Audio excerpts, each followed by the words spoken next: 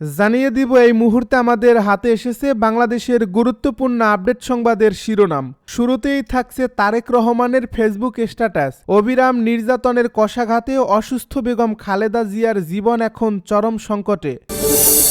এদিকে দেশের প্রয়োজনে বেগম খালেদা জিয়াকে এই মুহূর্তে খুব প্রয়োজন বলছে বাবর।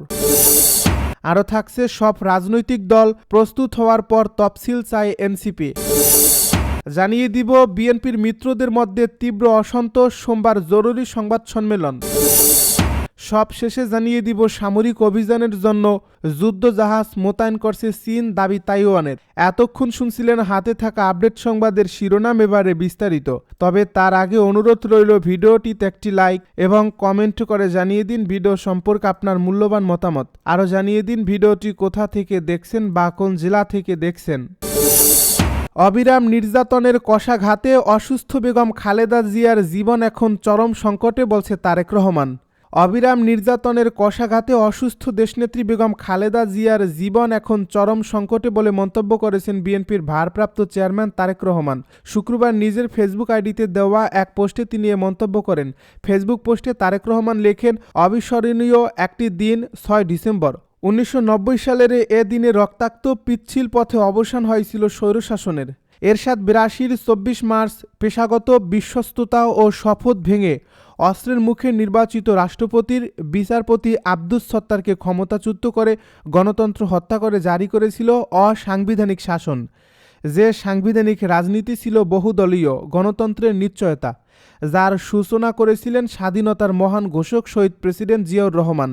একনায়ক হোসাইন মোহাম্মদ এরশাদ গণতান্ত্রিক প্রতিষ্ঠানগুলোকে ধ্বংসস্তূপে পরিণত করেন।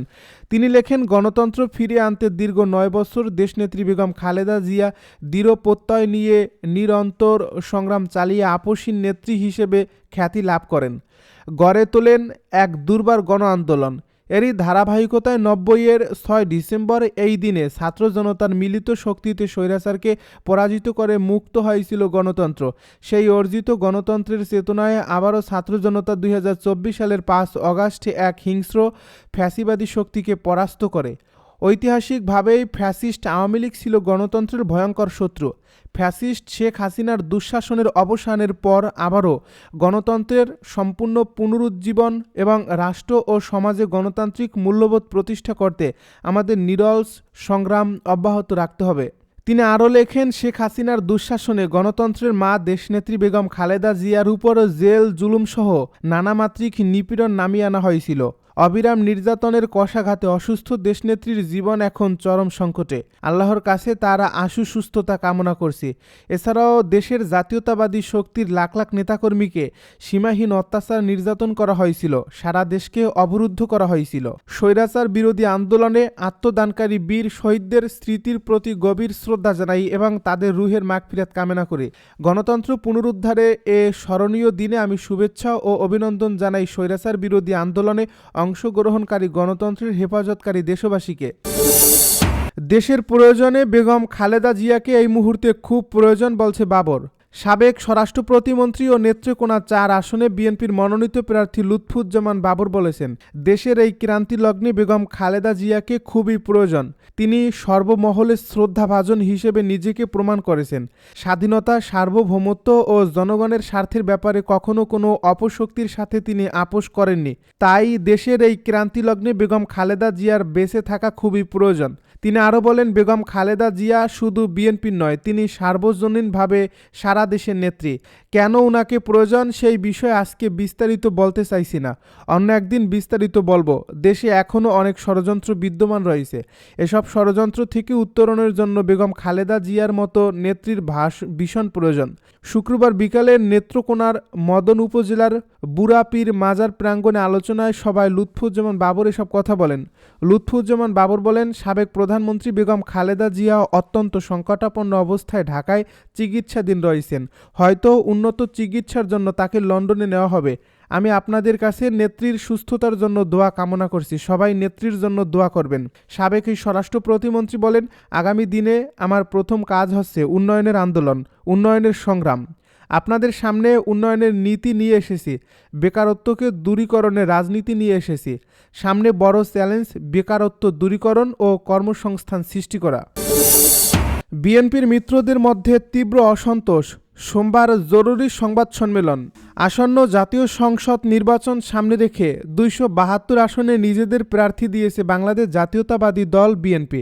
এ নিয়ে বিএনপির মিত্র 12 দলীয় জোট নেতাদের মধ্যে তীব্র অসন্তোষ দেখা দিয়েছে। শুক্রবার রাজধানীর খিলগাঁওয়ে 12 দলীয় জোট প্রধান ও জাতীয় পার্টির চেয়ারম্যান মোস্তফা জামাল হায়দারের কার্যালয়ে ঢাকা বৈঠকে বিএনপির এ সিদ্ধান্ত বিস্মিত ও ক্ষুব্ধ প্রতিক্রিয়া জানান জোটের নেতারা।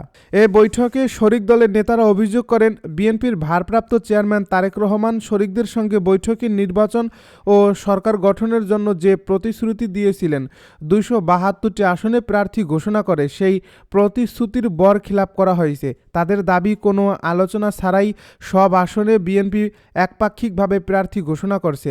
জোটের সমন্বয়ক ও বাংলাদেশ জাতীয়তাবাদী দলের চেয়ারম্যান সৈয়দ এহসানুল হুদা বলেন, এ পরিস্থিতিতে জোট কিভাবে এগোবে তা স্পষ্ট করতে আগামী সোমবার এক জরুরি সংবাদ সম্মেলন অনুষ্ঠিত হবে।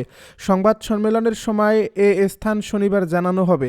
এ বৈঠকে জাতীয় পার্টির chairman Mostafa Jamal Haider, national labour পার্টির চেয়ারম্যান লায়ন ফারুক রহমান, কল্যাণ পার্টির চেয়ারম্যান শামসুদ্দিন পারভেজ, এলডিপির মহাসচিব Tamizuddin Titu, senior vice chairman M A Bashar প্রমুখ উপস্থিত ছিলেন।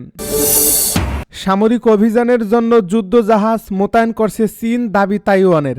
তাইওয়ান শুক্রবার জানিয়েছে, চীন সামরিক অভিযান পরিচালনার জন্য হলুদ সাগর থেকে দক্ষিণ চীন সাগর পর্যন্ত কয়েক শত কিলোমিটার জুড়ে যুদ্ধজাহাজ মোতায়েন করছে, যা এই অঞ্চলের জন্য একটি হুমকি তৈরি করছে। নিজস্ব শাসনাধীন তাইওয়ানকে নিজের ভূখণ্ডের অংশ হিসেবে দাবি করা বেইজিং এই মহড়ার বিষয়ে নিশ্চিত বা অস্বীকার কোনোটি করেনি।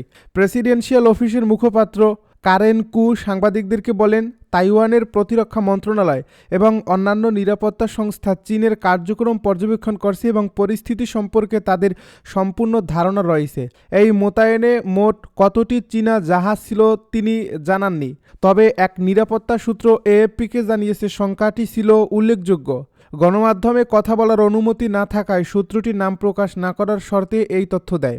কু বলেন, এই অভিযান শুধু তাইওয়ান প্রণালীতেই সীমাবদ্ধ ছিল না, বরং দক্ষিণ হলুদ সাগর থেকে বিতর্কিত দিয়াউট দ্বীপপুঞ্জের কাছে পূর্ব চীন সাগর হয়ে দক্ষিণ চীন সাগর এবং এমনকি পশ্চিম প্রশান্ত মহাসাগর পর্যন্ত বিস্তৃত ছিল। তিনি বলেন, এটি সত্যিই ইন্দো প্যাসিফিক এবং পুরো অঞ্চলের জন্য হুমকি ও প্রভাব তৈরি করছে। কু বলেন, তাইওয়ান চীনকে সংযম প্রদর্শনের আহ্বান জানিয়েছে এবং যোগ করেন, আমরা এটাও আত্মবিশ্বাসের সঙ্গে বলতে পারি, আমরা এই পরিস্থিতিতে ভালোভাবে মোকাবেলা করতে পারব। তাইওয়ানের দেওয়া তথ্যে যে অঞ্চলে চীনা জাহাজ শনাক্ত হয়েছে সেখানে চীনের সশস্ত্র বাহিনী বা রাষ্ট্রীয় গণমাধ্যম কোনো বেড়ে যাওয়া সামরিক তৎপরতার ঘোষণা দেয়নি।